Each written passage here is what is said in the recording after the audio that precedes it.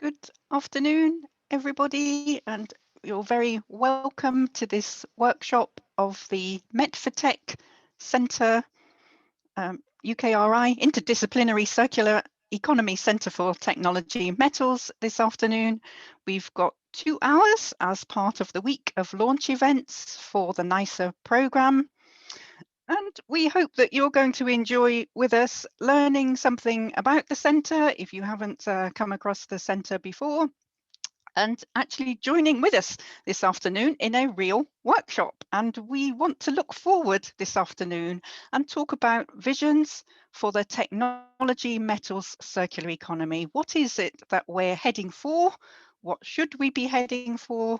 We'd like you to help us in thinking about the future this afternoon. So we've got quite a tight schedule, so I'd like to, having welcomed you very quickly, let me jump on quickly into our programme here. And first of all, I should introduce just very quickly, a very quick run through the centre itself. If I could have the first slides, please. I'm going to do that before we welcome our guests this afternoon. And just to set in context for those people who may not have come across the Met4Tech Centre before, this first slide I put up is a European Union geopolitics of net zero critical raw materials slide. And that's just to really put us in context with our technology metals, is we include in there absolutely critical raw materials. And this is why our centre, we find, is really topical at the moment, because this is a hot topic, as Edmund Ward is going to explain more about in a few minutes. And so these are the materials then that we need for our net zero technologies, very specialist materials used often in quite small quantities, but utterly essential to making things work, often from a very limited range of supply, which is why there's a supply risk, and these are called critical raw materials.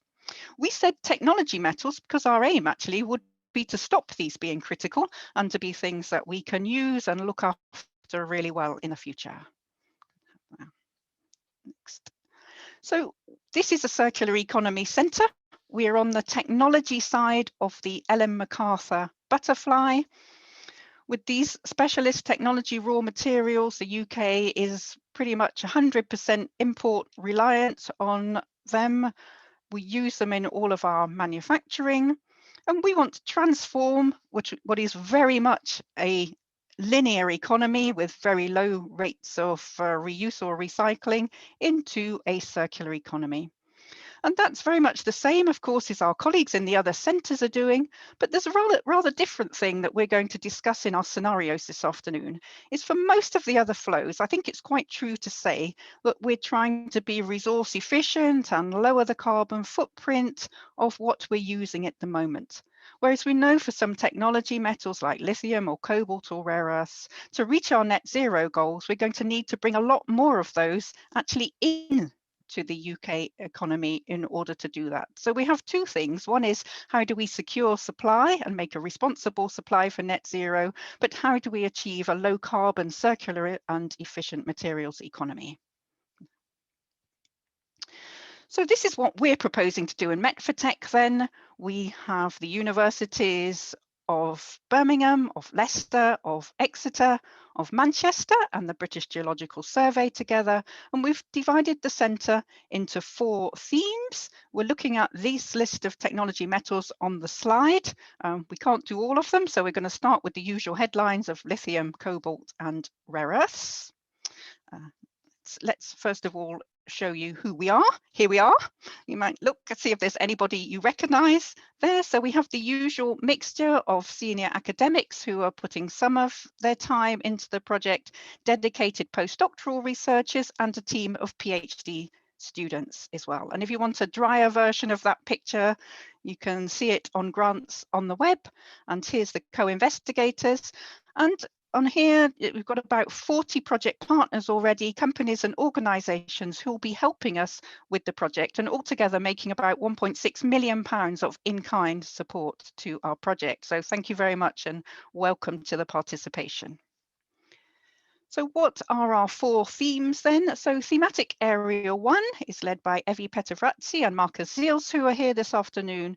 And this is what we call our National Virtual Observatory. And the first thing we need to do is find out, where are the technology metals? What are the environmental aspects and the economics of that in the UK, the flows in and out? And this is our thematic area 1. What's happening really at the moment? And then we have 2 distinct interventions. One is, I think, unique amongst the centres. We're going right back to the mining, to the provision of the primary raw materials, looking at how we can do that more efficiently, and doing that with a series of case studies led by Karen Hudson-Edwards and Bob Lee, who sends apologies this afternoon, and Alex Kavoski, who is here too. And I put on there the hotspot of Cornwall, where we really want to take an integrated approach to raw materials and geothermal energy and all the other things happening in the Cornwall region. What's a real circular economy ecosystem there? How do we put that into our exploration models when we start looking for new resources? And then we have the maybe obvious one, if you like, how do we recycle these very complicated technologies better? And this is the team led from Leicester and Birmingham by Andy Abbott and Alan Walton. And not only how do we recycle better, but how can we manufacture better in the first place, of course, so things are much easier to reuse and recycle later on. So that's our thematic area 2.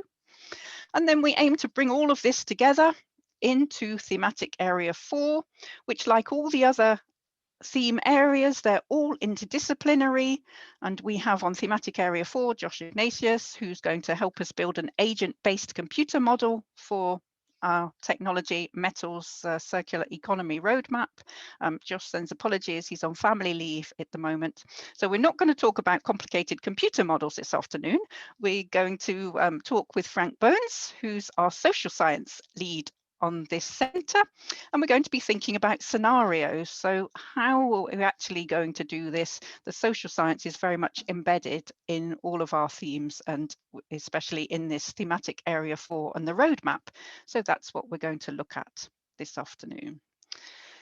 So then that's a very quick skim through the project. So I hope you will enjoy learning more about the centre activities this afternoon as we go into the breakout groups and so on. If you can, I hope you can read this slide. This is our timeline, just to remind me really to say that we welcome participation in the centre. Next things we've got coming up is indeed a workshop on responsible innovation in June. There's the NICER programme summer school coming up in July. And we've already done a design sprint for our National Virtual Observatory, and the British Geological Survey team and Marcus Ziels will be welcoming people to workshops to test out where we've got to so far on that. So lots of opportunities to take part in the centre.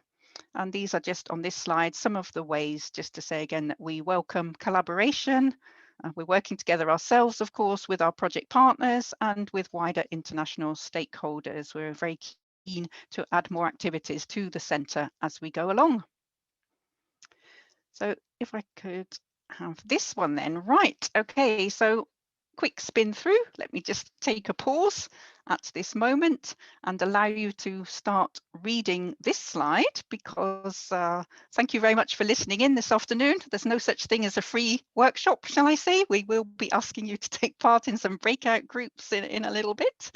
And my colleague Frank Burns has been helping us make 4 scenarios for you. So we have here, you can read them. I don't know, Frank, if you want to come on and say a little bit about them, just to very quickly introduce them to people, because we're going to do a vote in a minute, people. So here are our 4 scenarios. Yes, thank you, Francis. Yes, I mean, really great to see over 90 people participating and having a first look at these scenarios. So just as a caveat, this is our opening gambit. So this is definitely not what we will have in a half a year or a year's time. But still, we wanted at the opening workshop to have sort of a very interactive session where we could talk about the possible futures for the tech metal system in the UK. And we thought it would be a good idea to do that by using scenarios. So scenarios are basically different sort of future states of the world and how we could end up there. And we chose to sort of map those scenarios along 2 dimensions. So the one is whether we will have a linear or a circular economy in, say, 20 or 30 years' times, and whether that economy will be mainly oriented towards the UK and sort of servicing the UK, or whether it will be an interconnected global economy. So that gives us 4 scenarios. So the first one is local linear, rapid increased demand for technology metals, with the government trying to monopolize resources, so opening our own mines, buying mines abroad, and circulation therefore being of secondary importance. Global linear is equally linear, but because we manage to get resources from other countries, we don't feel the pressure to actually circulate them. The third one is global circular. So the successful international governance structures that ensure access to technology metals, and then also guiding us to a more circular economy.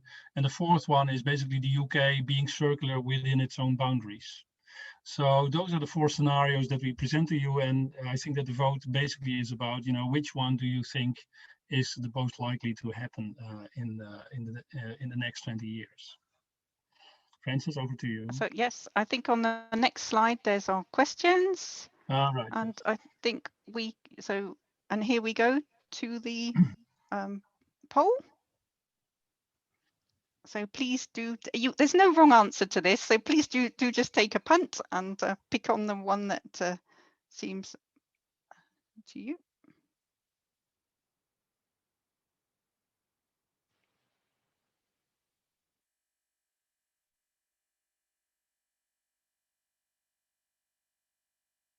I'm going to give you just a minute or so.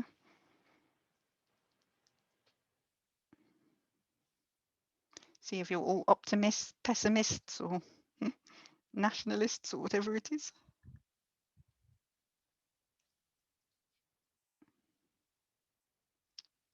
Okay. So I can see the votes changing, so just give you another minute. I think, Paul, most people voted now, I think.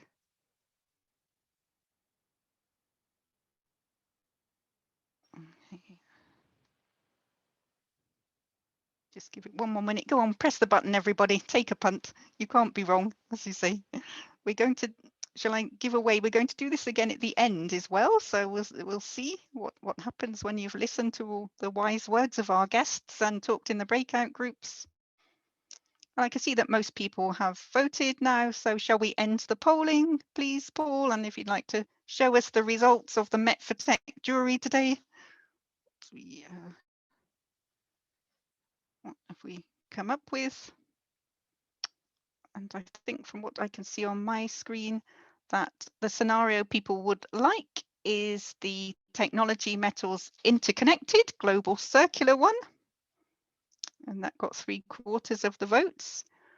What do you think realistically will become a reality? That was pretty much split between all of them, with a very slight 35 to 32% optimism for the one you wanted, and more people thinking that the global competitive advantage will happen. So we'll make friends with people abroad, but may not.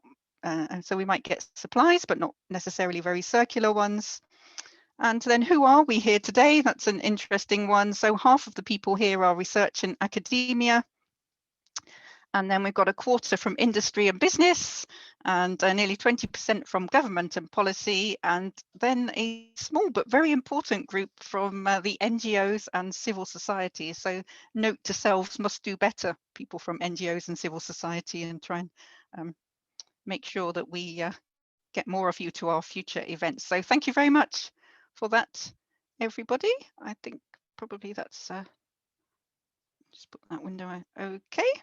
I don't know, Frank, if you wanted to comment, was that what you were expecting at the front of the session there, or was there a big surprise? Or? No, well, I didn't really have an expectation, but it's Yes. kind of interesting to see that at least there's a difference between what people would want to become a reality and what they really realistically think. So that means that we have some work to do, and that's a really good result, I think. Yeah. Okay. Nice. Yes. But let's see what it looks like in an hour time. Yes. Okay. And I think you're taking some notes from today. Is that right? So I mean, people, we really are feeding into what we're going to be thinking about in the centre, and looking at how people discuss these scenarios and what work we do have to do. Yeah, so I don't think we are going to record the breakout sessions, but we will record the question and answer, or sort of basically the presentation after that. So I'll make a short report of that, and I think we can share that with the participants, so that everybody has some insight into that. And then of course it will be input into our theme 4 activities. Absolutely, into making the roadmap. So thank you very much. Thank you very much, everybody, for participating in that. So we're just about at the end of the first 15 minutes of the session. So thank you very much, Frank. And now we're going to hear from 3 guest speakers.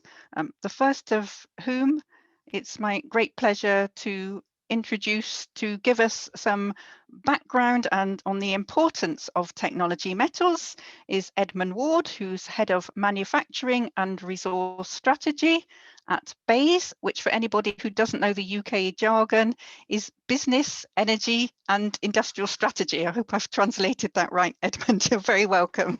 Over to you. Thanks very much, Francis, for the entirely accurate introduction and for the opportunity to speak today. So yes, I sit in the advanced manufacturing team in BEIS. So we have sort of a number of strong interests in this area in terms of sort of engagement with the sectors, be it the automotive, aerospace, wider industrials, which are being manufactured. But I wanted to just spend a few minutes today kind of talking about, from sort of sitting within the central government, I guess to relay the importance of this topic and the the importance of technology metals have, both in terms of current thinking, in terms of some of the strands of work which are ongoing, and really to sort of welcome the existence of the centre. I know I've got UKRI colleagues on the call who've been much closer to sort of actually enabling this to happen. Great thanks to everybody that's been involved in sort of setting up the centre. I know and Francis mentioned the benefit in kind, and I realised that UKRI sponsorship etc. is never enough. And so I think there's just start by that sincere thanks to all of those that are involved in what I think will be an incredibly important initiative, and one which I think will be very closely watched, certainly from BEIS and from sister departments that that I'm talking to about critical materials and technology metals on very much a daily basis.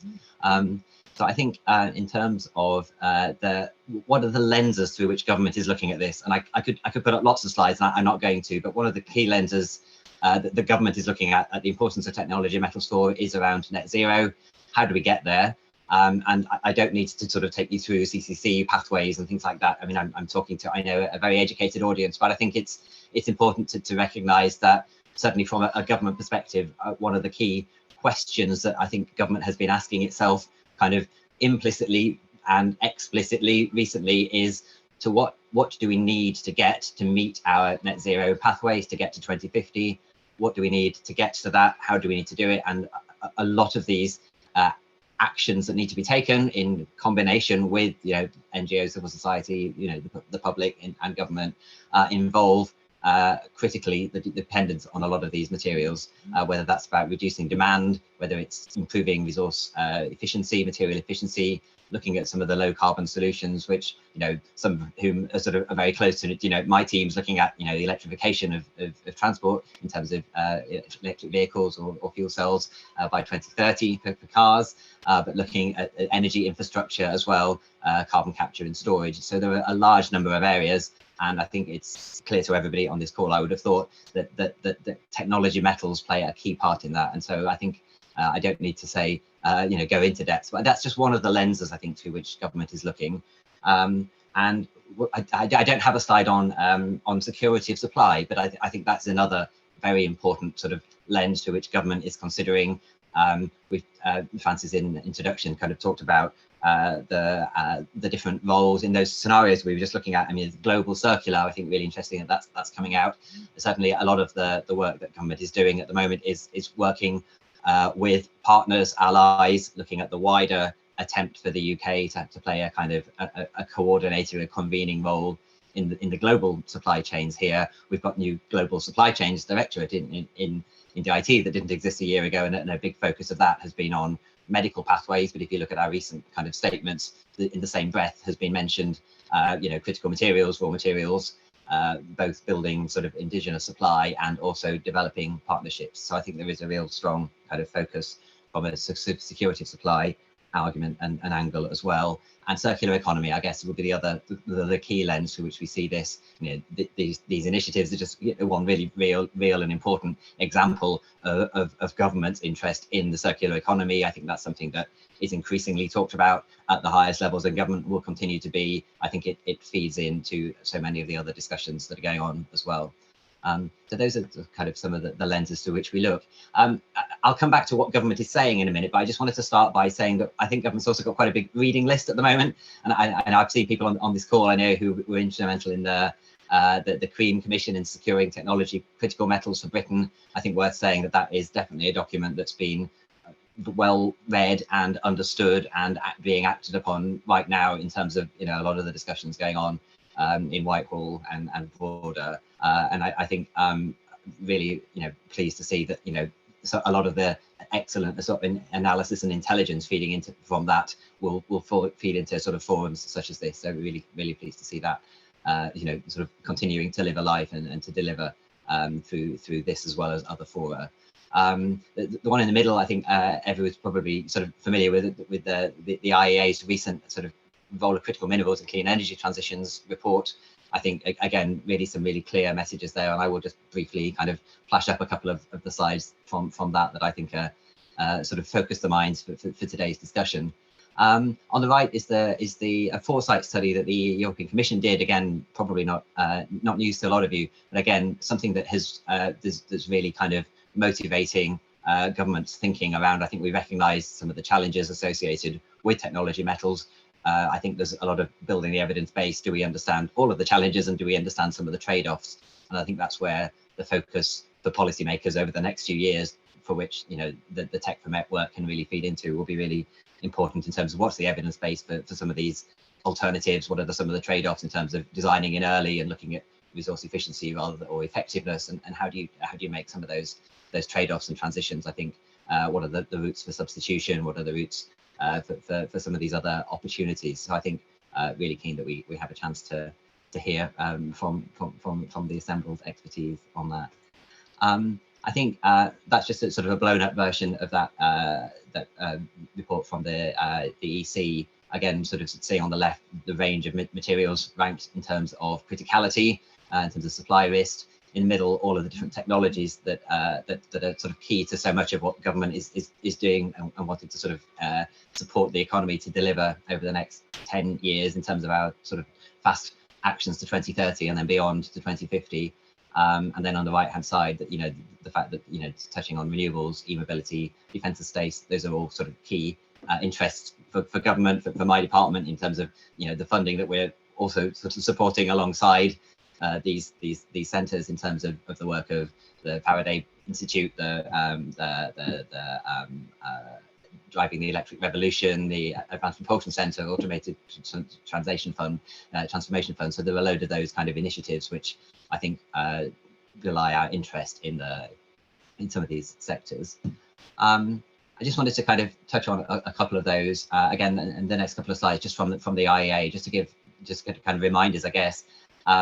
That for things like transport, you look at the amount of critical minerals and technology metals involved in an electric car versus a conventional car, and that brings us to understand not only the short-term material demands, but also when you look at the scale-up rates of some of these technologies, the gap that there will be between having access to kind of secondary material from a circular economy versus what we need to do over the next few years. So I think the pace and scale and approaches to going through these transitions are not straightforward, and I think the more minds on those, the better. Similarly, on the power generation side, offshore wind, onshore wind, in particular, you look at the rare earth contributions of batteries, and looking at alternatives and supporting supply chains for those are clearly important. I think the same is true in terms of I talked on security of supply, and I don't need to spell out kind of the wider geopolitical considerations. Probably worth saying, at this stage that the government, I think we had a conference, and I know I can see various people on the call who joined the Wilton Park International Conference hosted by FCDO and DIT back in February, where we looked at sort of critical minerals. A lot of the discussions there were around the trade-offs between independence or interdependence in terms of materials, and looking at all the way along the value chain. I think there's some really good thinking that I know came out of that, and will feed into some of the more kind of technology specific focus, I guess, from some of the metal tech activity. So really keen to sort of see that continues. And we all know that circular economy is so important, and that there's a gulf between current recovery and recycling rates, as portrayed by the red dots on the right hand side there in terms of recycling and reused volume versus where we need to get to, and even IEA forecasts don't see those rates ratcheting up. And I think in terms of going back to those scenarios that I think we'll be talking about today, really interesting to see where people's ambition are, and where the reality is, and where the gaps are that can be filled with that as well. So I talked earlier about kind of government's reading list. What are we writing? I think a lot of the evidence that's gone into our work on the 10-point plan for the Green Industrial Revolution back in November, Build Back Better, so the plan for growth that's come along more recently. I think are maybe less explicit in terms of critical materials, technology, metals, but certainly a lot of the underpinning thinking, I think, is very much recognises the role for these. I think if you look, going forward, and more recently, I think in terms of people ask me quite often, what's the government's thinking on critical minerals? I think the best place to look maybe at the moment, it doesn't go into a lot of detail, the integrated review, so Global Britain in a Competitive Age, that third one there, really kind of talks about the factors that government thinks are within our control in terms of international diplomacy, international relations, looking at those kind of international structures, while also looking at what we can do domestically, and a nod to some of the the real and kind of work in terms of activity that I know we'll hear from Lucy and others in terms of what's going on in the UK in terms of some of these materials as well. And then the industrial decarbonisation strategy, again, a relatively recent publication, but again looking at the kind of resource efficiency, material substitution, so some real kind of interests there.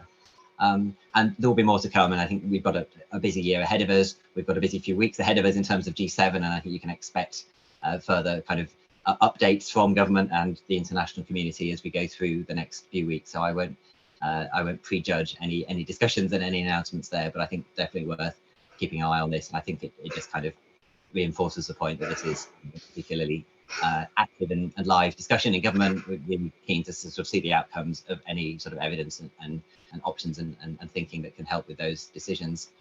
In terms of what next, we realise that there's lots of moving parts in achieving something as ambitious as net zero, but and this is a really key element to that. And resource material efficiency, you all know what that means, but I think we also recognise that doesn't happen by itself, and that there's that along the value chain there's a need for that to be kind of embedded at the design stage all the way through to manufacturing, through to reuse, recycling, recovery. So I think there's a number of those areas. Well, yeah, it's really love story. Oh, I know we've got somebody else on the call, but that's okay because I'm just wrapping up anyway.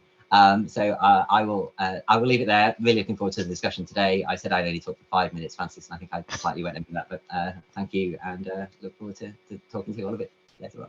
That's super. Thank you very much, Edmund. Yes, I knew you wouldn't pack all that into 5 minutes.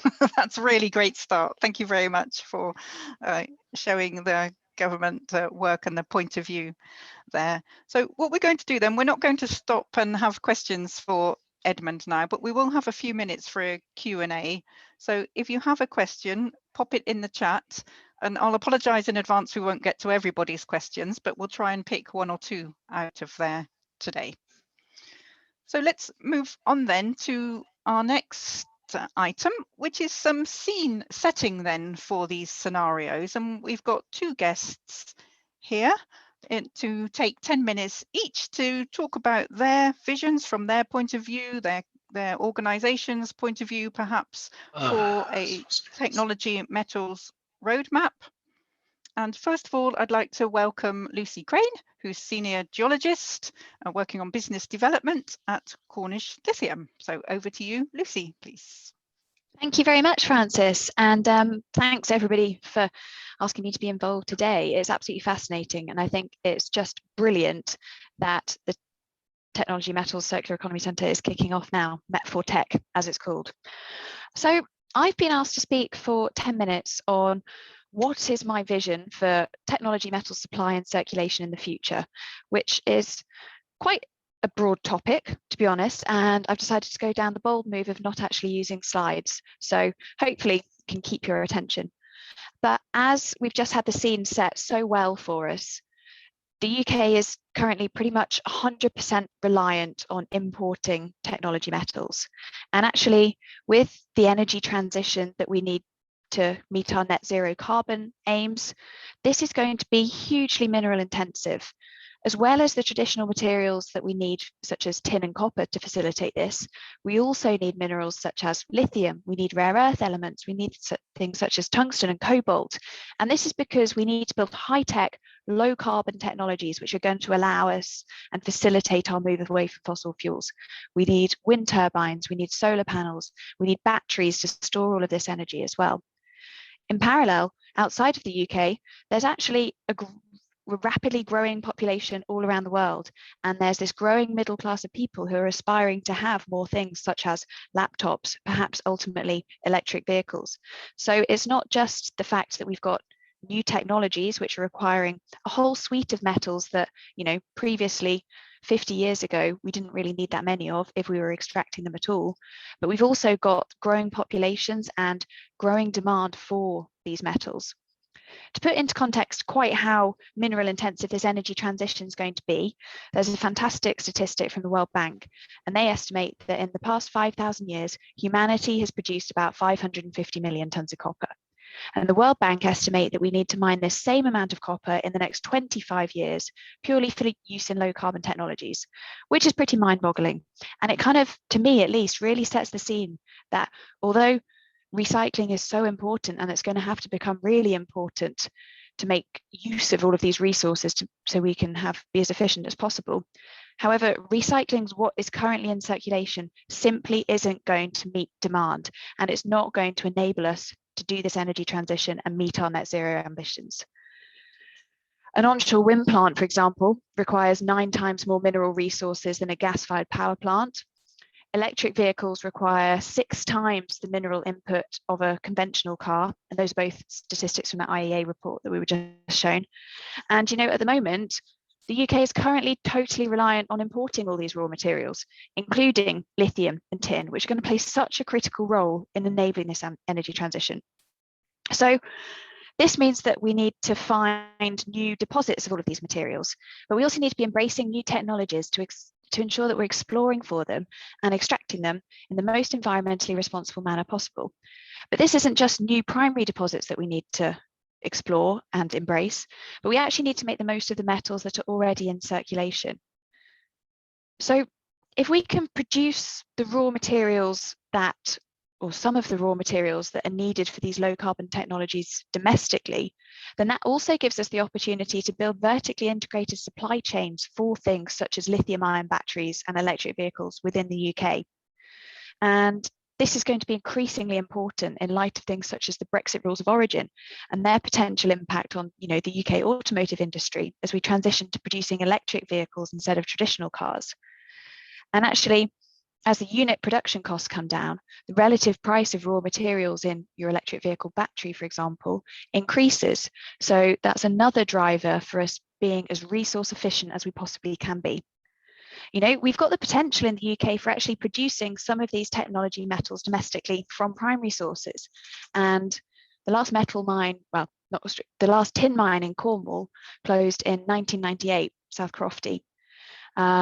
This is going to be a slightly Cornish focused section because it's where I'm based.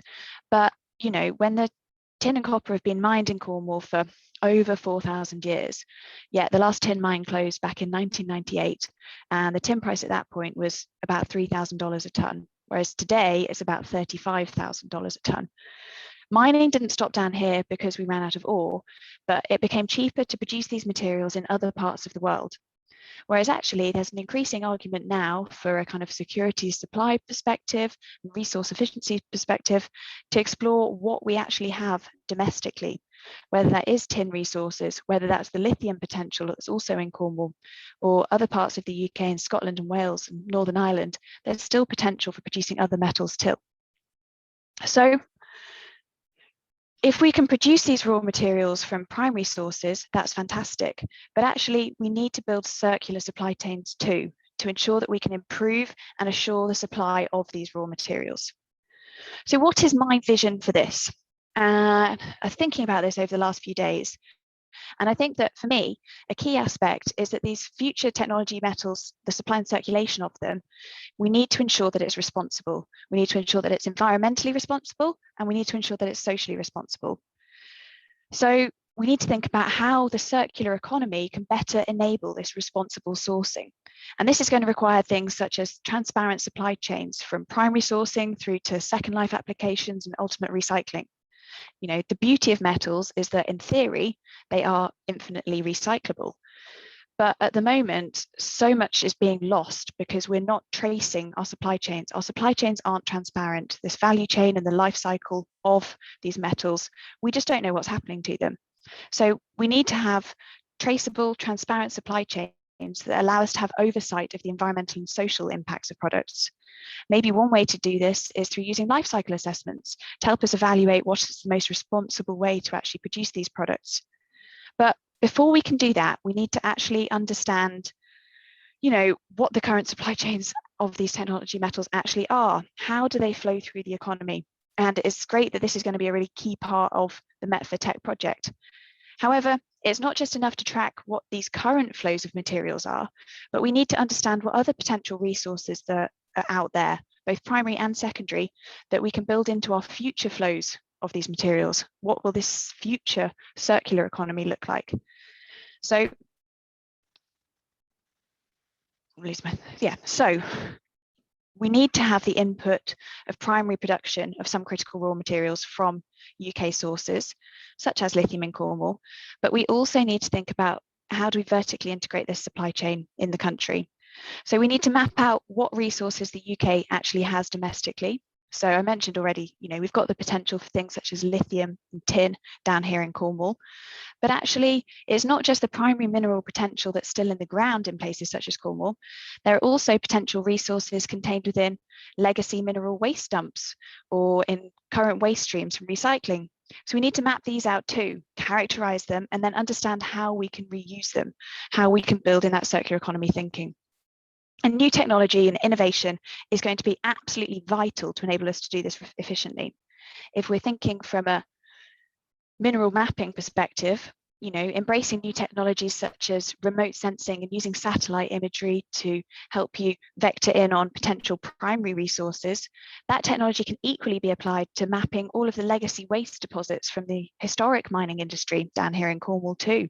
Because, you know, we used to mine tin and copper at 5 or 6% tin and copper, which nowadays would be incredibly high grade. I think the South Crofty tin mine has the potential to produce tin at about 1% tin, and that counts as one of the highest grade deposits in the world. So it's not just embracing new technologies for exploring for these things, but we also need to extract them as efficiently as possible. And we need to embrace new technology to do this too. If we use Cornish lithium as an example for 2 seconds, we are exploring for lithium contained within geothermal waters and hard rock granite down here in the southwest. We're exploring for it using a combination of digitally created 3D models of the subsurface, which we're creating from historic data, but also from satellite imagery, from geophysical data, and we incorporate them all in 3D digital models to try and do this as efficiently as possible. But equally, we're looking at using new extraction technologies to allow us to really efficiently extract lithium from geothermal waters or from the granite minerals itself in the most low carbon, energy efficient way possible. And, you know, even 5 years ago, this may not have been commercially possible, but all the work we're doing now suggests that it may well be. It's not just enough to see what we have domestically, and although we think we've got fairly significant, important resources of things such as lithium here, that is never going to mean that we're not going to have to source metals from overseas as well. So we must make sure that the circular economy that we're designing here aligns with responsibly sourced metals from overseas as well. And then importantly, we need to design products with the second life and recycling in mind. For example, many electric vehicle batteries at the moment, because they're designed in such a way, it can make it really difficult to disassemble them, and it can make it actually uneconomic to bother recovering things such as the lithium from the black mass within these electric vehicle batteries. That just seems absolutely mental. So something I'd like this roadmap to show is I'd like it to facilitate conversations between different parts of the circular economy value chain. So battery recyclers and primary producers. We're looking to produce lithium from primary sources, but maybe there's a way to incorporate lithium recovered from the black mass of a battery that's being recycled as a feedstock somewhere in our production flow sheet. Maybe we need to co-locate battery manufacturers next to primary producers, but recyclers as well. So to summarize, I think this roadmap should actually include tangible steps towards us actually achieving a circular economy for technology metals. It needs to include lots of engagement with industry to ensure that these steps and recommendations are realistic and can be implemented. Plus, industry actually needs to see the benefits to them of doing this approach. It will allow us to recognise further opportunities for collaboration and innovation, but we need governance in place to actually provide the framework for this to happen. What are the policies that would best enable this circular economy? Our demand for metals is growing so significantly, and there seems no doubt that we need to embrace a circular economy, not just for economic reasons and security of supply, but also for the potential environmental and social benefits too. That's probably enough from me. Thanks very much. Thank you. Virtual applause, Lucy. Well done. Okay, now I wrote down at the end there that in the roadmap, the industry must be able to see the benefits. That's a very good point, isn't it? The circular economy will happen much faster if people can actually see and go see the benefit for doing something, make money out of doing circular economy things. I think that's a really nice point to add in along the way there. So thank you very much for that vision. So as I said, we're not going to take Q&A now, but Lucy's going to be on a panel. We might slide in a time for a couple of questions in a minute. And I'd like to go to our other guest speaker in this slot, who's Peter Buchholz, who's head of the German Mineral Resources Agency, DERA. So let's come out of the UK, please, and have a leading international perspective. You're very welcome, Peter. Over to you. Thank you. Thanks, and congratulations to this great initiative that you have in the UK. And I would like to give you some insight in what we are currently planning and doing in Germany. And next slide. Right. Now, we from the German Mineral Resources Agency, we are part of the German Geological Survey. So in our natural research and undertakings, we look at primary mineral products and look at material flows up into the end products and and talk a lot with manufacturers. Now, recycling is becoming more and more important, especially regarding the CO2 footprint, and companies are looking a lot more in detail how to use more recycled materials to lower the CO2 footprint along the supply chain. So the German government has made a decision in the raw material strategy to focus more on recycling materials, and I will give you a few examples of what we are doing in this field. So primary products and recycled materials are the two main pillars to secure the supply for supply chains. And the task of the industry is to develop mitigation strategies to counteract price and supply risks along the supply chains, from the end product down to the primary product or the recycled product. Next. And the German Mineral Resources Agency was formed about 10 years ago. And actually we had our 10 years anniversary last year. And as said, we've mainly focused on the primary material flows. So we are based in Berlin. Next.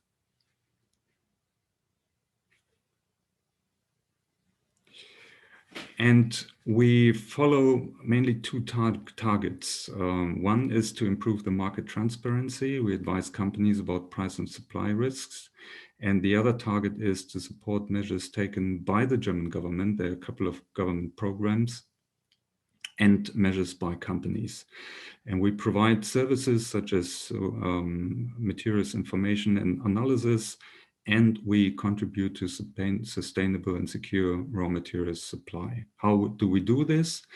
One thing is we provide a lot of data and we buy a lot of commercial data plus anything that is publicly available and analyze that data and discuss the data with industry. We do a raw materials monitoring, continuous monitoring of raw materials, and do a detailed risk assessment of specific markets.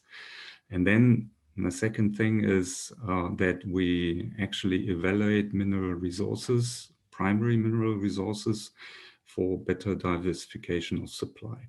So this is the framework that we have at DERA, and now we are going to integrate the recycled materials into our existing system, which was quite successful over the past 10 years. Next.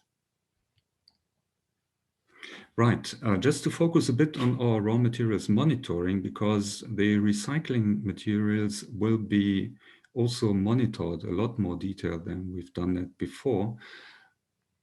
Our monitoring exists of 4 pillars.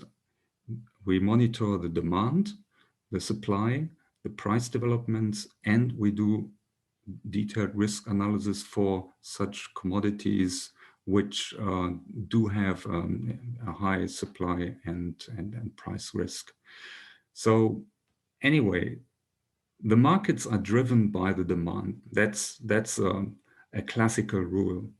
So what are the demand drivers in those markets? And that exists for, that counts for primary raw materials and also the recycling raw materials. So what are the two main demand drivers? These are technological developments and economic developments like GDP growth and new industrialization phases. So I would like to give you a bit of insight of our research on the demand side.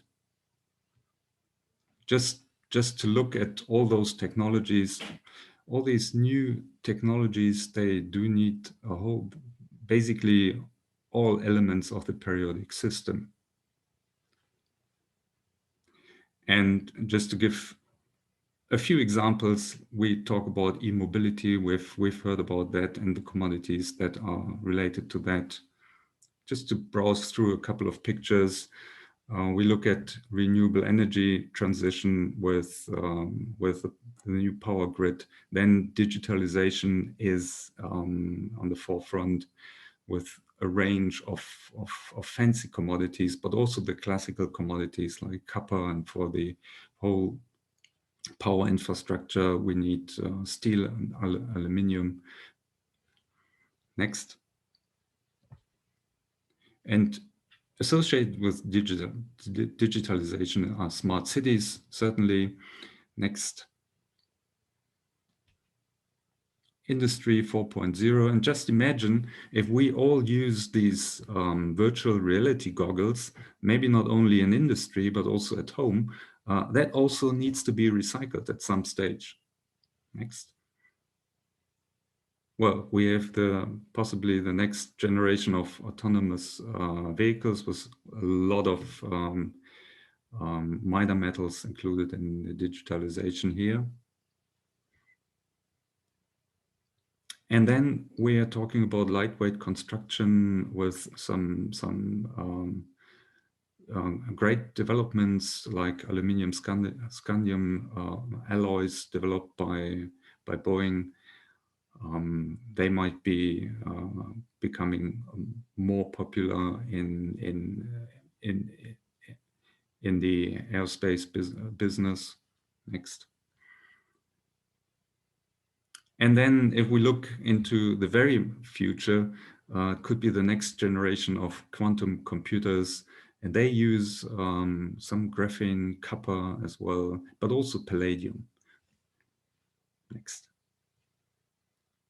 So when we look at the effects of technology developments on the demand side of commodities, we every 5 years, which is part of our monitoring, we do a study together with the Fraunhofer Institute, EASY, here in Germany, to find out what are the main demand drivers. And what you can see here is the production 2013 and the demand, the foresight for 2035. And that study was published in 2016, and which means that for a number of commodities, a bit difficult to see.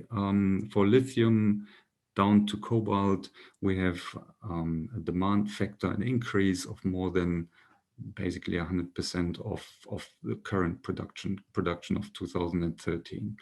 So that these figures that you see here, based on this systematic research, is these figures will be updated now in July. On the 1st of July, we have the next study, the next update of this study, where I would like to invite you to attend this conference.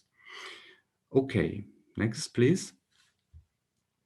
So technology will drive demand, and the innovation circles, they are becoming more and more frequent. So we have to look at all the new technologies that are coming into the market, and these technologies will provide a huge, they will provide a huge potential for future recycling. And that's the basic message here, that these technologies, we have to look at the most important technologies that are worthwhile to look at for future recycling. And we have to develop technologies to recycle these materials. Next, please. So within our monitoring, as I said, we are looking in very much detail into commodity markets. Next, please. To this risk analysis. We have a range of indicators where we look at commodity markets, the primary markets. We analyze the mining sector and the refining sector, and looking at geostrategic risks and market power, supply and demand trends and the price trends. And as you see here in one of these indicators, recycling. So that's what we've considered recycling in past scenarios, but we've not done enough on that, I would say. So we will have to focus more on looking at these indicators, on the supply risks, also for recycled materials, and the price risks here. Next, please. So this is one scenario of cobalt study that we did in the past in 2018 with the foresight to 2026. And what you see here is the mine production and the expected mine production until 2026, the yellow part, which is the new capacity, the mine capacity. And the question always is, what is the part of the recycling materials? And the recycling as such, the volume of the recycling is just this lower green line, which only makes up about a few percent of the total global production. So we have to study and analyze what actually the recycled production and what share of the recycled production, what the share will be in future, and what is worth for recycling coming from future technologies. Next, please. So within DERA, we are now forming a new section, a new unit, a recycling unit within DERA, and we will extend our raw materials monitoring, including the recycling. And we are going to organize and coordinate a 2-year national dialogue platform for recycling. And the aims in general at DERA are that we analyze the economic aspects and security of supply of recycling materials. I think we need to secure recycling and metallurgical facilities in Germany and Europe. Possibly we need to increase the capacities. We need to get fundamental recycling data for Germany. I think that's very similar to what you have in the UK. Analyze new recycling potentials of future material flows, and also analyze changes in recycling markets and identify chances for new global trade relationships. Next, please. I'm coming almost to the end. And for the dialogue, the new dialogue platform, which will start in June 17, we need to increase the recycling capacity to increase the security of supply for the German economy. And actually the dialogue platform will come up with a final report submitted to the Ministry of Economics and Energy here in Germany, in Berlin. We want to check the recycling terminology because there's a lot of chaos in that.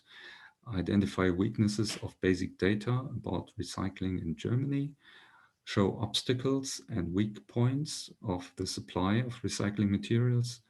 Give examples of specific material flows, just also to convince not only politicians, but also society that there's a lot of potential in here and society needs to cooperate. And develop options of action for politicians, industry, and society to strengthen the recycling of metals and industrial minerals in Germany.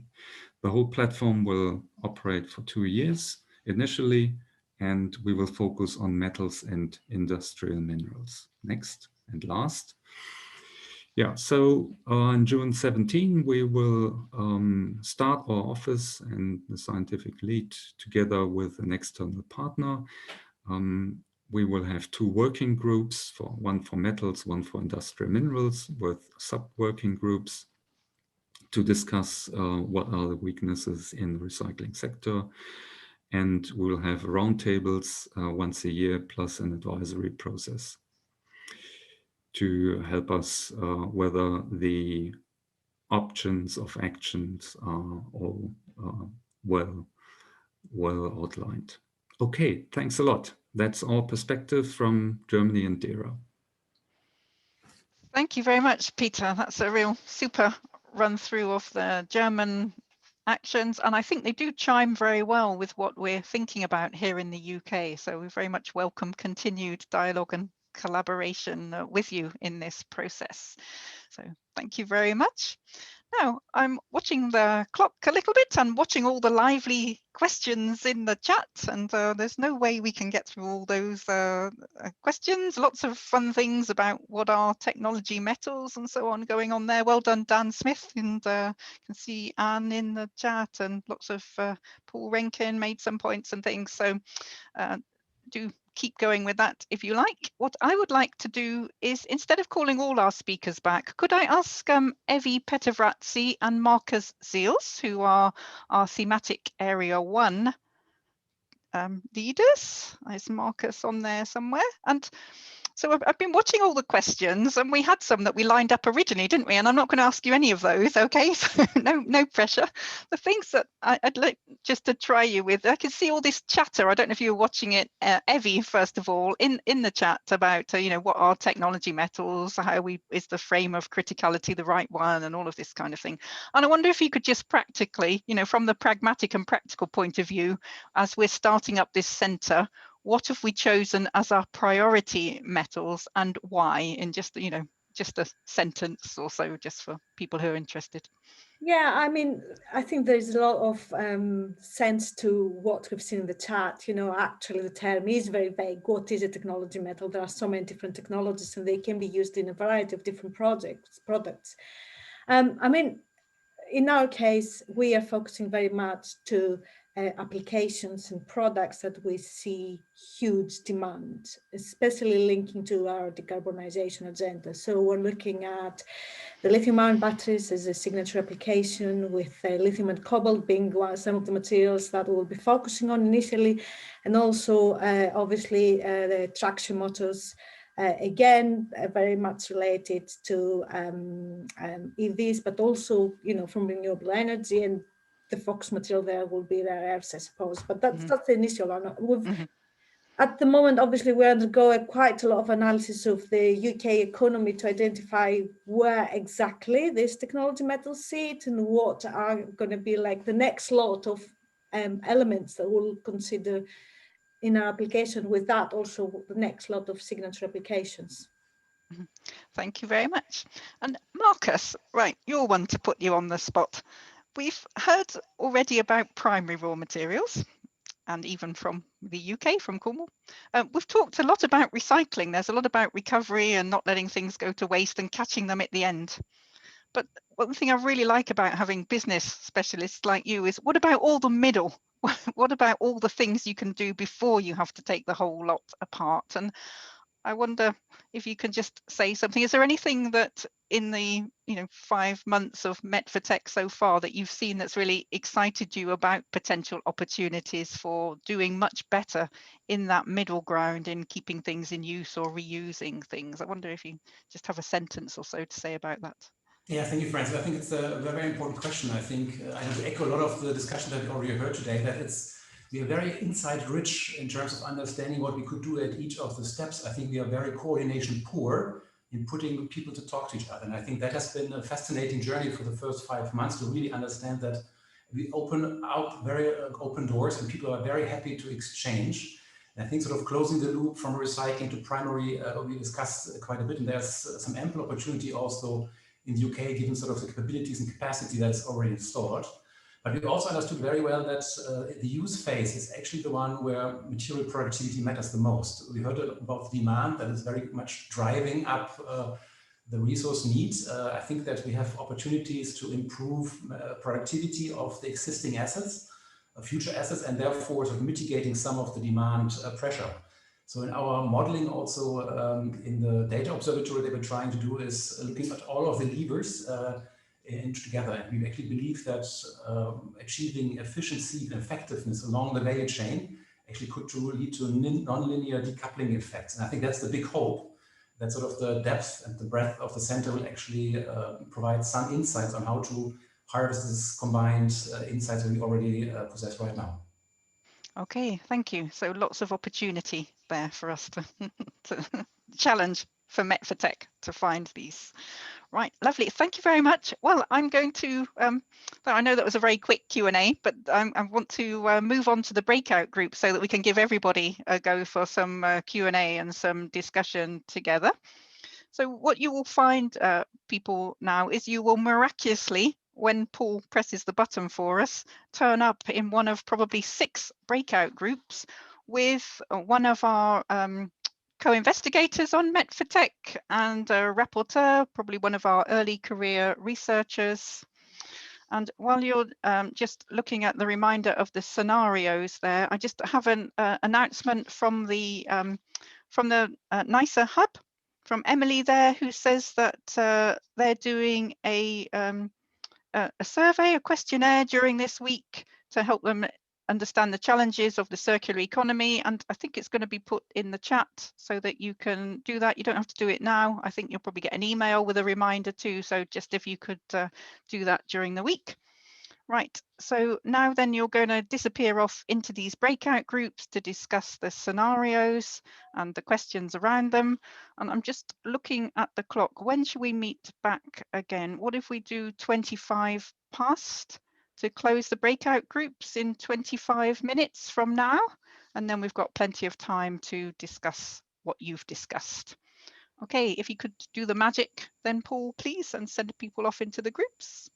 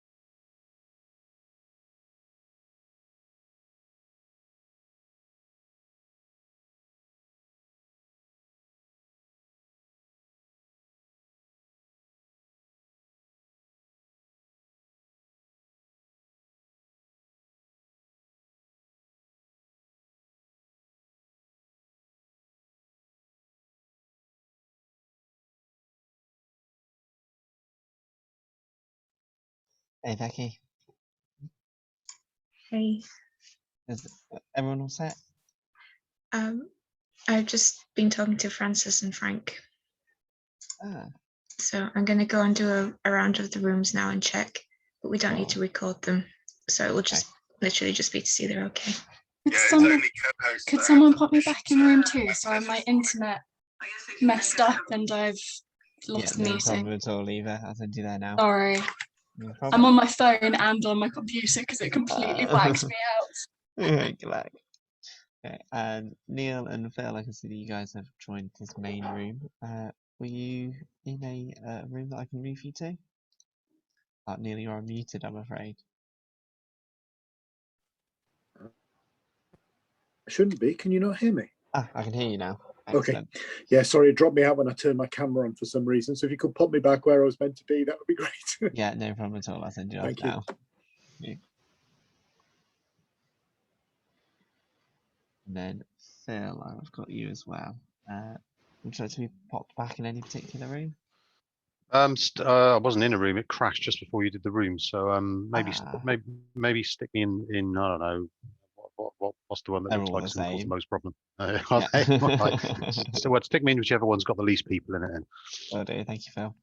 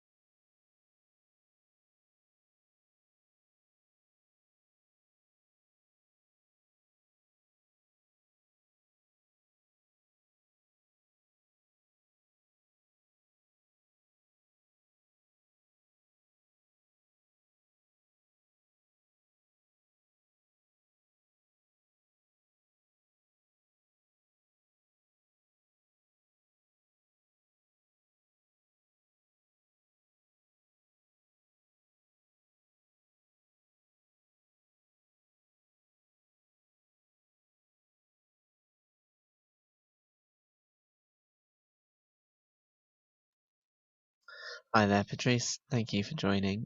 Everyone is currently in breakout rooms. Have you just joined or did you get kicked out for some reason?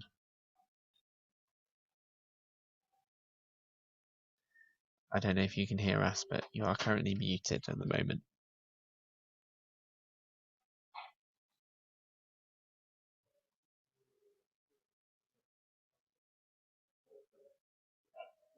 Hi there, Patrice. I can see you've unmuted.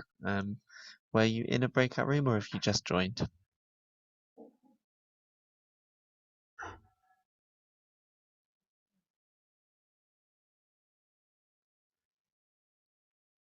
Hi there, Patrice. I can see you, but I can't hear you at the moment. Hi there, Steve. Thank you very much for joining. Hi there. Thanks. So we've just broken off into breakout rooms. Okay. So breakout rooms are finishing at 14:25. Okay. And there's a quick roundup. We're going to try and run through all of the rapporteurs before your closing remarks. Lovely.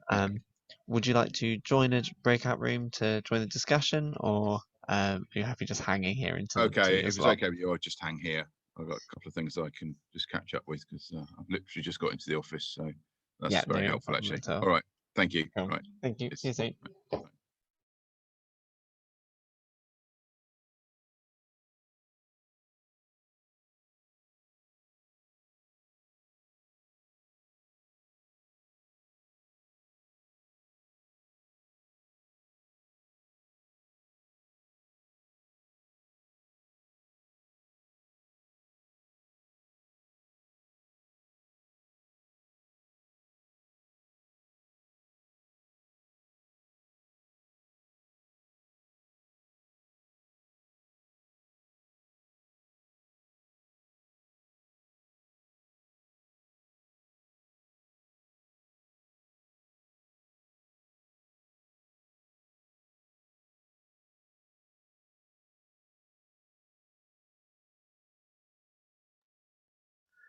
Hi there.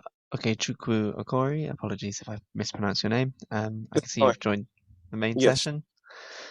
Yeah. Have you just joined the group, or were you kicked out of a breakout room? I think I just joined. So I was trying to get in a breakout room, but something you have to do for me, I guess. Yes, I can do that for you now. I'll put you in the breakouts to join the discussion. Thank you. Thank you.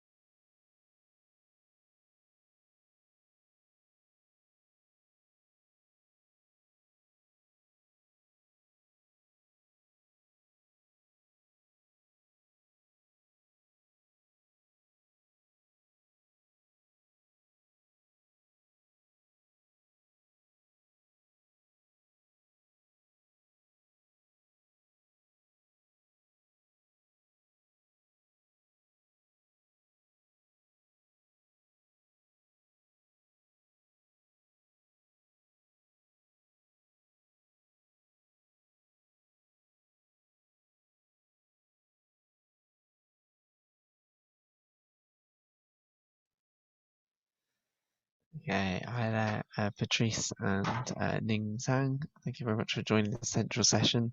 Everyone else is currently in breakouts. If you're in a breakout, please do let me know and I can put you back in the same one. Otherwise, I will put you out into one of the random groups to join the discussion.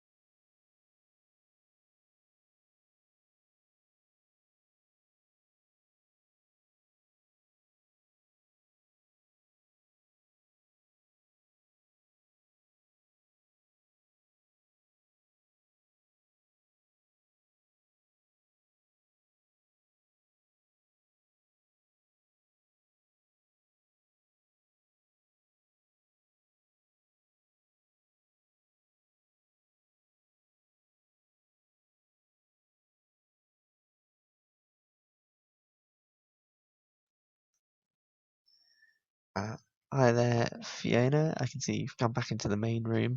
We've got about 2 minutes until everyone comes back from the breakouts. Okay, thank you. I'll just stay here then. Okay, brilliant. Hello, Fiona. Hi, Francis. Sorry, I had to leave. I was here for the beginning bit, which seems to be going very well.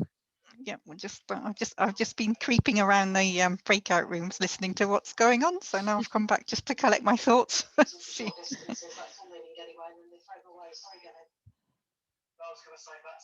me just.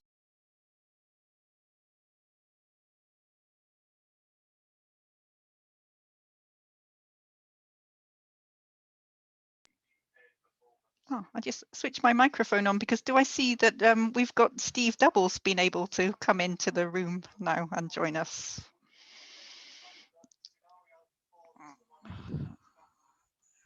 Oh, yes, I'm here. Oh, good afternoon, and you're very welcome. Thanks ever so much for agreeing to join us this afternoon. Sorry, I'm a bit late, but one of those days. I'm delighted that you're here at all. I know it was a very hectic schedule, so we're pleased. My pleasure. Okay, that's good. And you've got sound, you've got vision, and so you can see everybody's out and about in the breakout rooms at the moment. Any minute now, they'll all be popping back in.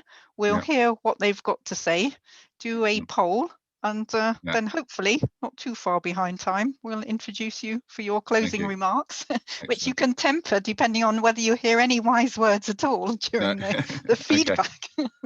Okay. Excellent, thanks. Thank you. Excellent. Okay, that's good. Yeah, Francis, I'm going to start pulling people back now. Lovely. Yeah, we're ready. Yep. Perfect. It will take people about 30 seconds to get here. So people start popping up, but I'll send you a message in the chat once we have everyone. Okay, thank you.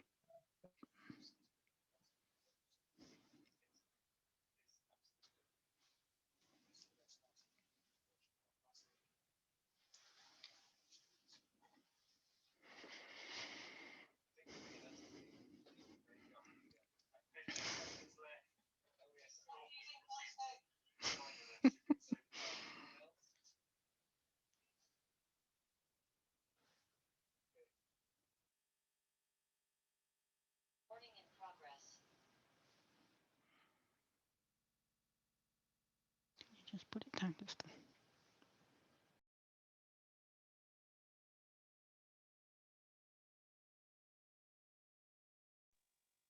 Okay, I think that everybody has come back into the main session now from your breakout rooms. So I hope you had a lively and enjoyable discussion, and I hope that that each team is ready to give a very short feedbacks. So we reckon just 1 or 2 minutes each just to pick up the main points. And then we've got to fit in another poll, and then we have our guest Steve Double MP's been able to join us now, so best behaviour everybody. He's ready to give some closing remarks and hopefully enjoy the wise words from the breakout group teams. So over to team number 1 then, with no further ado. Would you, Evie's popped up. Here we go. What did you discuss? I think we said that Sam is going to give the reporting Lovely. back. Okay, great. Yeah, so this is the feedback from group 1. I think we didn't have a clear answer for which scenario that is the most likely one, but circularity is definitely preferred than the linear ones. And regarding to the second question is about the circularity scenario.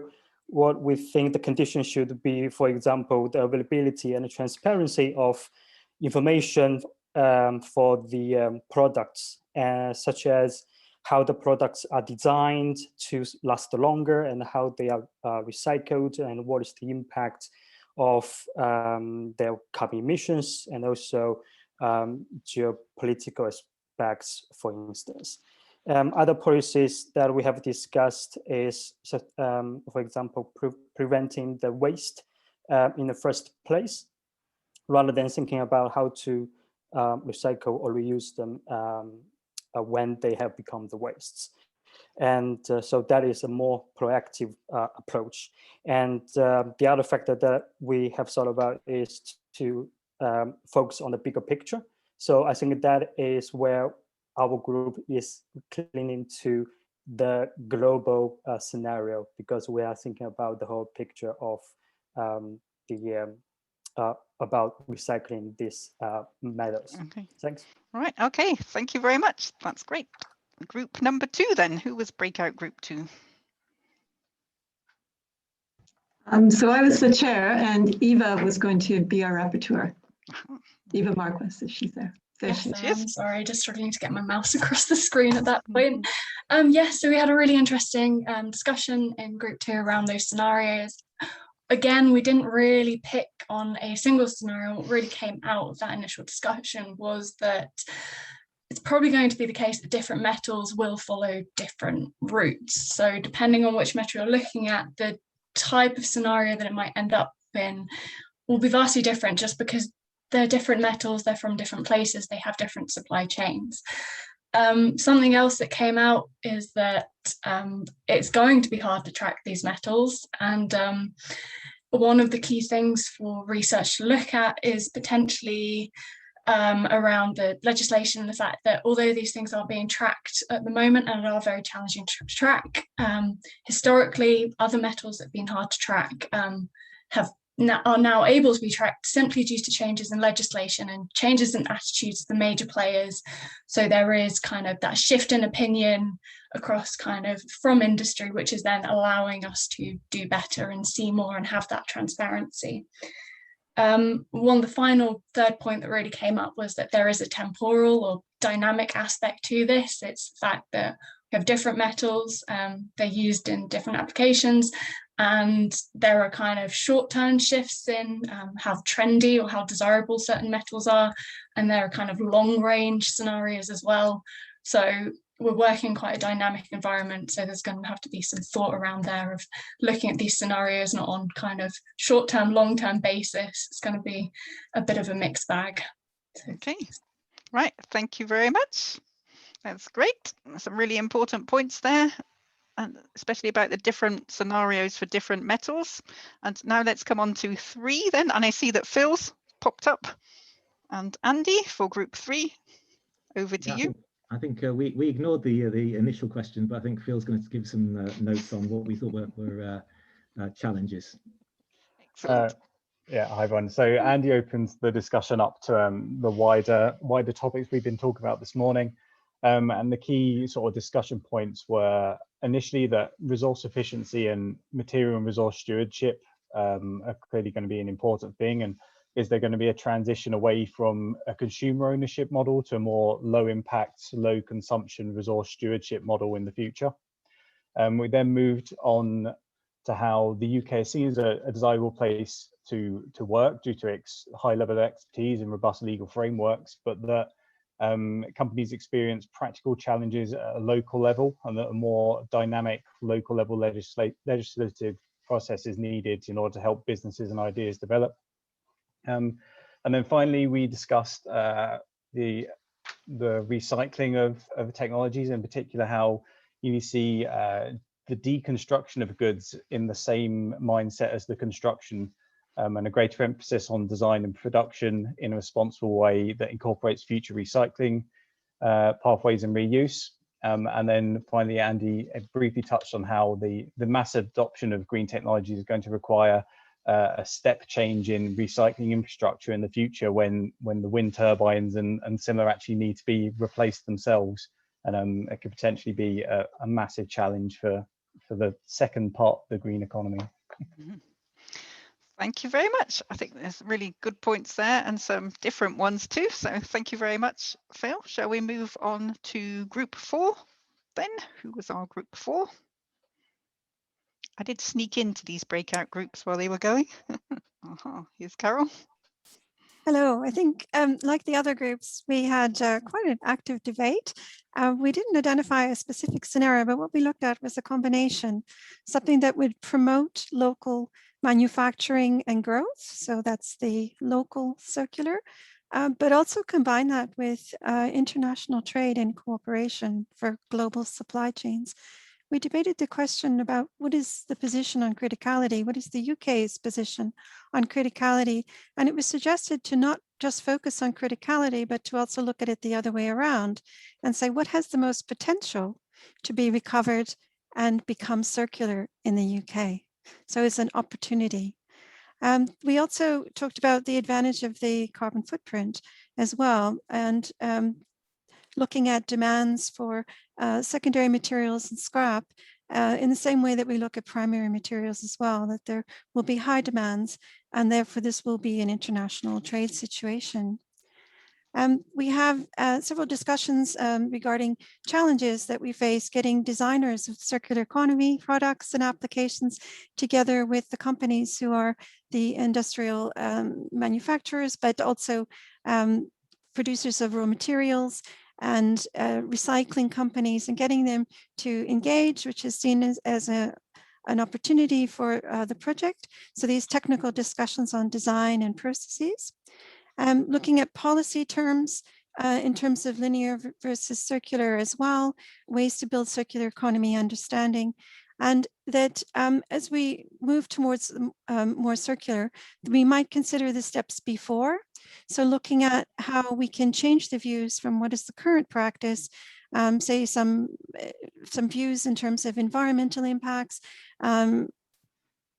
applications that might have gotten bad press before, and how we can look at moving towards more circular views, seeing the circular economy as the practical mitigation, taking a more holistic view on natural resources, particularly if we want the offshore wind and all of the electrical vehicle applications, and that there will be some hard choices ahead. So it's important to have this informed, open debate. We discussed how we need to look at these local externalities and drivers as well, and certainly the opportunity to design things more circular from the start. So I think we've covered most of those points. If Marcus has some additional comments he'd like to make. Okay. I think perfect summary. Thanks for the group. Thank you. Okay, thank you very much then to group 4. Let's move on to group 5. And I can see Alex coming on the screen. Yes. And Jyoti. So, hello. Can you hear me? Yes. Sorry. Oh, yes. Okay. So we had a really good discussion, and we managed to go through all 4 scenarios. So we all unequivocally agreed that first scenario is definitely out of the question. So that kind of Hobbesian world struggling for metal and power won't happen, which is quite nice because it's a really pessimistic view of the world. So we agreed that if it was the question of water or food, this seems to be a plausible scenario, but we're kind of confident that when it comes to tech metals, this is not where we're heading for. We had an interesting discussion about the second scenario because it is quite kind of similar to the third one, and they do overlap to some extent. But when we spoke about the second scenario, we were looking at the international governance structures, which are usually run by the states. The states are main actors in this space. And we all kind of agreed that when it comes to UK, unfortunately, our feeling was that UK kind of lost trust with other partners. And it is a question whether we could actually be partnered to be trusted in this governance structure. So we thought this is not really a scenario that we could endorse and see as quite plausible. And Brexit definitely in a way had an effect on trust in the UK. And then we came to the third and fourth one, and here we were slightly divided, I would say. I think we ended up of kind of voting for the fourth one, but there was a clear division, whether third or the fourth one would be more plausible. And one of the things that, with the fourth one, we all agreed that this would be kind of an ideal probably scenario, almost like a Kantian idealist model of international cooperation. And we pointed out that one of the things that is really important about this scenario, that here we're not really only relying on state actors, but actually more on non-state actors. And there were some clear examples of kind of cooperation agreements which are driven by international companies. There were good examples in airspace regarding various metals, and we thought that this is really important. But we were slightly a bit worried here how we're going to change the consumer behavior, because companies are differently driven than consumers. And if we're going to endorse this scenario, then of course we have to focus probably more on consumers and pushing various business models for consumers. Whether those business models will be driven by businesses or we need a regulatory input, this is where we didn't really have chance to dwell on this topic a bit more. But I guess for Josh and me, this was important because there was a regulatory component in this one that came across. Then we came to the fourth one, I guess, and I guess the key question here was, for us, would circulation of metals provide sufficient tech metals for the UK economy? And I think this is the key dependent for this scenario. We don't really have an answer to this question. Here we were thinking about that there are various kind of dependents to think about, and some of those were already mentioned. So I do apologize for repeating what was already said, that the plausibility of this scenario will depend on different metals. So different metals will follow different flow and different scenarios will occur. Also, we said that it will also depend on the sector as well, because in some sectors we can substitute technologies and we can substitute metals, but for some this is less the case. So this is something to bear in mind. And we did have some issues about what actually we think is local, to what extent stakeholders can engage, but we actually do have slides to share later on. We were very diligent and made slides as well that we can share later on. But that's all from me. I won't keep it anymore. Keep it longer. Thank you. Thank you very much, Alex. Again, some really interesting points there. You obviously had a very comprehensive discussion and followed all the questions very diligently as well. Group number 6 then, last but not least. Group number 6, who's going to report? Oh, here comes Gavin. So we worked through the different scenarios. I think we echo some of the findings of earlier groups that discussed that in actual fact different technology metals may follow slightly different scenarios depending on things specific to those metals.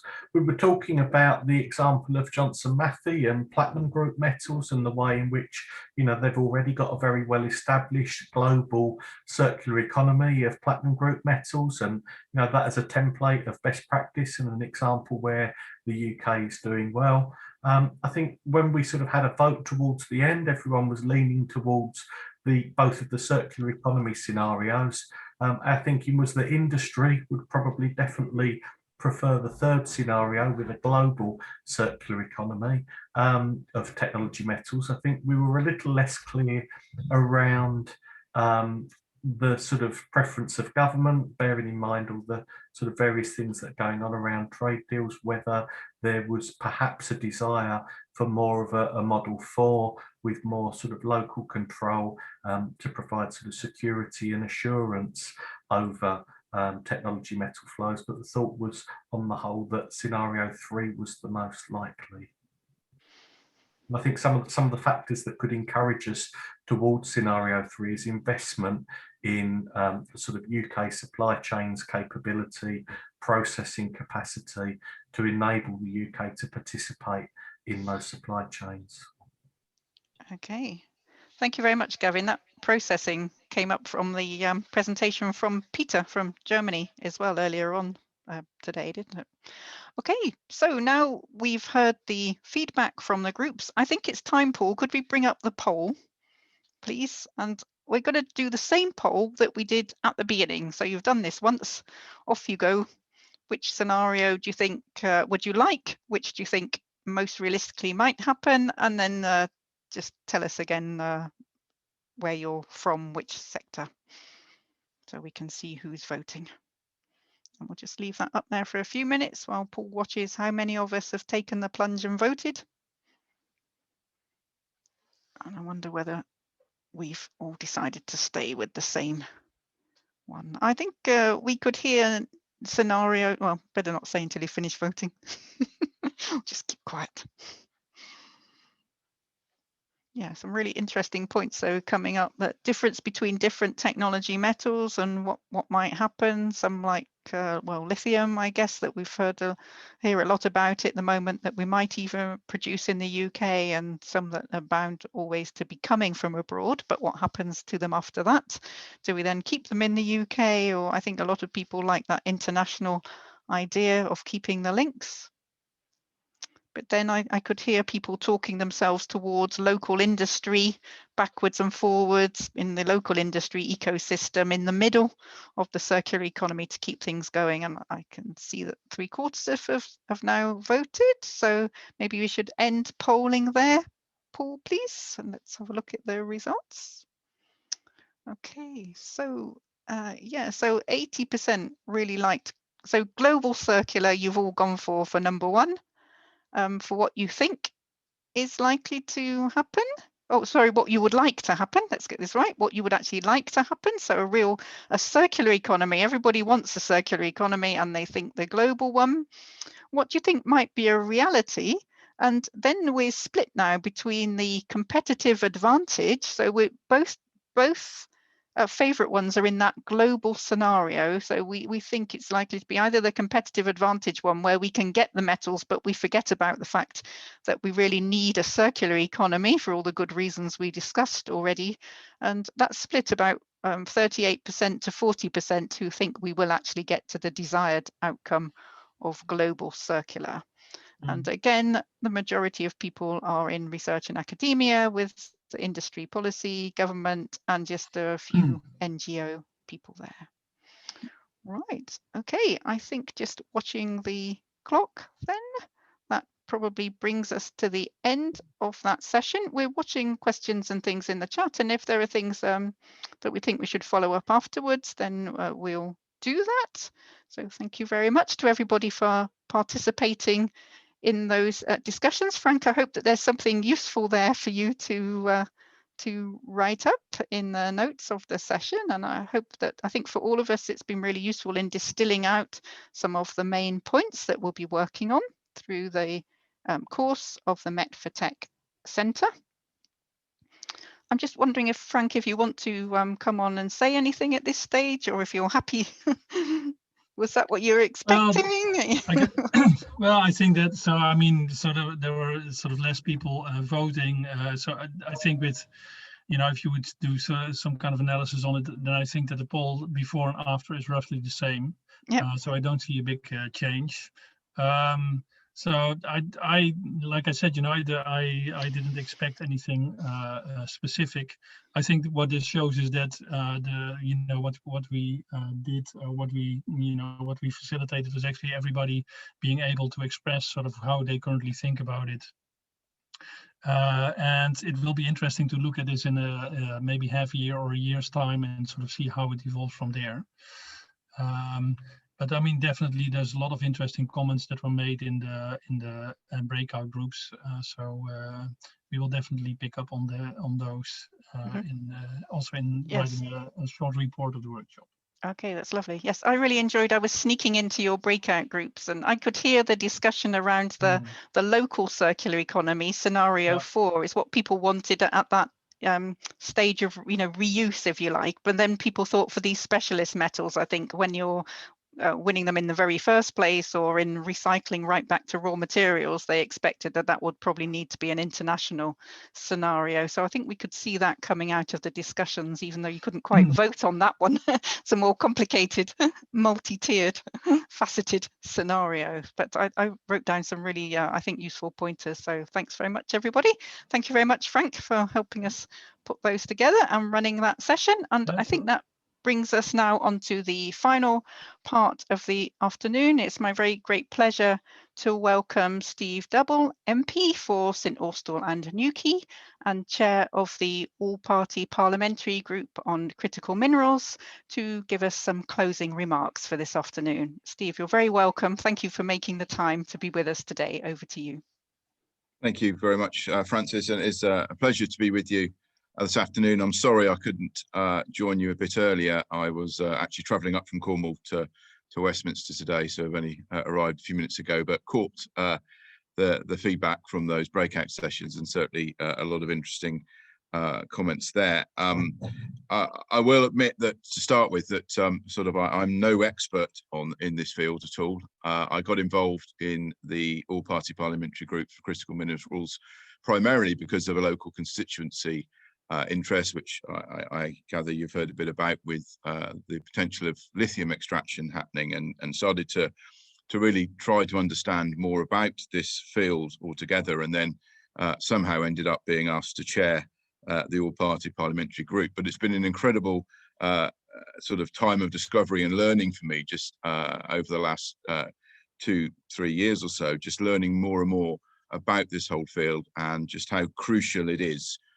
to UK manufacturing and our economy as a whole, and indeed how increasingly important it's going to become for the future. So I'm delighted to just be able to share a few thoughts with you at the end of your session today, and say delighted that you're having this this event over these days to really look at this whole issue of the circular economy for technology metals, and just how important that's going to be going forward. Because, you know, as I said, there's no doubt the critical role that critical and technology minerals play in UK manufacturing and really underpinning so much of our manufacturing. But if the UK is going to achieve its 2050 net zero target and take advantage of all of the opportunities that that presents in terms of supply and manufacturing of batteries and the jobs that are likely to go with that, it has to secure a responsibly sourced, secure supply of technology metals and the other raw materials.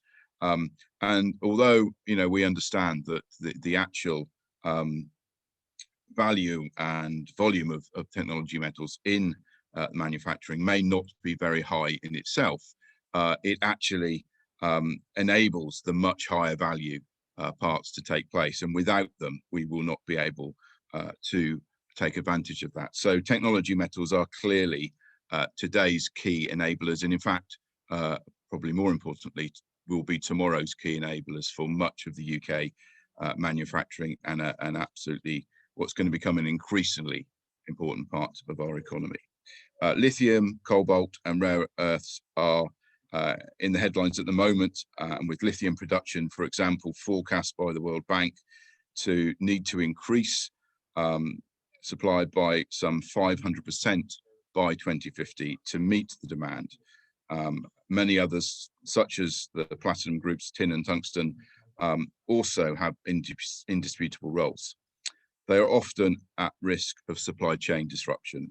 Flows through our economy are poorly understood, and recycling rates are below 1% for many materials such as rare earths.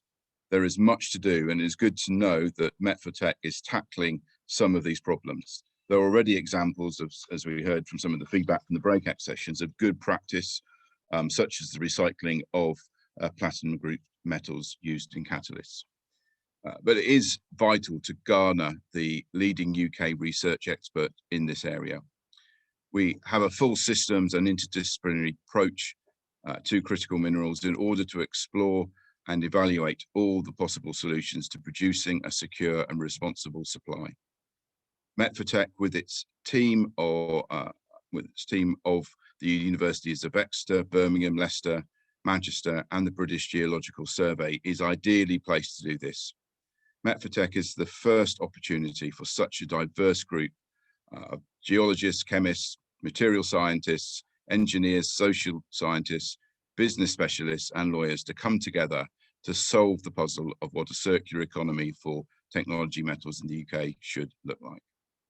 And it's great to see, and I really want to encourage you to build on the links with your group of over 40 companies and organisations who are contributing over £1.6 million in kind support to this project. Their input will be vital to making sure that research results are implemented within the 4 years of the centre. Met4Tech is distinct among the centres in that security of supply is a key issue alongside resource efficiency. Met4Tech is the only one of the 5 centres integrating production of primary raw materials into our circular economy thinking. We need to increase responsible primary production of technology metals, as well as find new business models for reuse and better technologies to enable recycling in the future. I'm delighted that Met4Tech has strong connections to Cornwall and indeed to my constituency of St Austell and Newquay. Met4Tech is led by the Camborne School of Mines, the University of Exeter, And you've heard today from Cornish Lithium, one of the companies pioneering production of lithium in our county. With 5 exploration projects active for lithium, tin, tungsten and copper, alongside 2 deep geothermal energy projects. The world-class China clay mines in St Austell area, a mining landscape, World Heritage Site, and the natural beauty of Cornwall, an integrated and circular economy approach to development of natural resources is an important initiative. I will watch the results of the Cornwall case study with interest. All of the Cornwall projects are highly innovative, so they fit well into the Met4Tech Research Centre. I welcome the recent comprehensive Birmingham Policy Commission report launched on the 27th of April, encouraging a national strategy for technology critical minerals. I believe that the government does understand the importance of these raw materials and the value of creating a technology metals circular economy. Critical minerals are part of the resilience panel discussions ahead of the G7 in Cornwall. The UK government has been encouraging international leadership, including convening a session of circular economy of critical minerals joint with the UN Economic Commission for Europe on the 19th of April, at which the Met4Tech Centre was presented. COP26 will also be an important opportunity for the UK to demonstrate its world leadership in this area. Although the Met4Tech research aims to make a circular economy roadmap for the UK, the international context of the research is also essential. We need research collaboration to learn and share ideas and good practice worldwide, whether with Germany, the USA, Canada, or Australia, or developing country partners like Malawi. And I'm pleased that Met4Tech aspires to be a world-leading and collaborative research initiative. As part of my role of chairing the all-party parliamentary group for critical minerals, I'm actually involved in discussions tomorrow with Canadian representatives. A country whose critical minerals list launched in March this year consists of raw materials they can provide to international partners. This workshop has aimed to encourage participants to look ahead and think about potential scenarios for technology metals. In the race to secure the raw materials needed for net zero technologies, we have to be thinking about what solutions the UK is most likely to adopt. Discussing these scenarios is the first step towards the Met4Tech technology metal roadmap and also part of responsible innovation. It is important to be aware of the likely final economic, social and environmental outcomes of research, as well as creating technical solutions. This is another reason why an interdisciplinary team is essential. So I'd like to thank the speakers who have participated and the conference hosts. I wish Met4Tech Centre success in tackling the challenges of lower environmental impact, resource efficient and secure supplies of critical minerals that will benefit the future of the UK economy. Thank you very much. Thank you very much, Steve. I think that rounded off the session very well. I wish you all the best for your discussions with Canada tomorrow. That will be really interesting. Thank you. Thank you. We enjoyed seeing their critical minerals list. They're a very different position to the UK, and they have some really exciting initiatives. And I think you mentioned responsible innovation towards the end, and that reminds me to say to everybody, I think the next Met4Tech session coming up is we do have a responsible innovation workshop in June, so watch out for details for that, and you'd be very welcome to join if you're interested. And where can you find those details? Well, very soon now we should be launching the met4tech.org obligatory website where you can catch up with the news and views and events, and just contact us if anyone who's interested in taking part. So watch out for that. Thank you very much to everybody. I'm just looking around to see if there's any last things in the chat or anything. But thank you very much to everybody for this afternoon. I can see that Alan's desperate to say something. Alan Walton, over to you for your quick. I just wanted to ask a question of Steve in light of the comments we just made, because at the moment, if you look at what's happening in Europe compared to the UK, And I give the example of rare earths. There are large projects starting up in Europe now, and I think it would be really good to engage at the government level in what's happening in the EU, because for rare earths we both have half of the supply chain, and at the moment we're almost trying to recreate the other side of the supply chain in both regions. And actually, if you look at the match funding for some of the projects in the UK, it's very difficult to engage with other parts of the supply chain that are currently in Germany. And that's really quite a big problem for us at the moment. So I think we also need a policy around what we do with Europe. Yeah, I'll just respond quickly to that. Yeah, I think you make a very good point. As I said at the beginning, it's something that I've been growing in my understanding of the importance of this whole critical minerals supply is, but also just how much of a global challenge this is, and we're only going to solve it by working in partnership, and that clearly would include with the EU. So I certainly take your point, and we'll try and find an opportunity to reflect that back to ministers, because I think it's a point we do need to look at to work together with the EU on the supply of these minerals, because it is going to be vital going forward. Okay, thank you. And of course, from the Met4Tech Centre, where we can pick up with you, Steve, about the potential collaborations, the Horizons European Raw Materials Initiative. And I can see that David Peck has put in the comments that he's stand ready to collaborate. So hello, David. Excellent. And of course, we heard from Peter from DERA earlier on as well. So shall we finish on that keynote of international collaboration, which was people's favorite scenario, and obviously an essential if we want to be doing world leading research in Met4Tech. So with that, I'd like to close this afternoon and say thank you very much to all the speakers and participants for taking part this afternoon. Thank you and goodbye.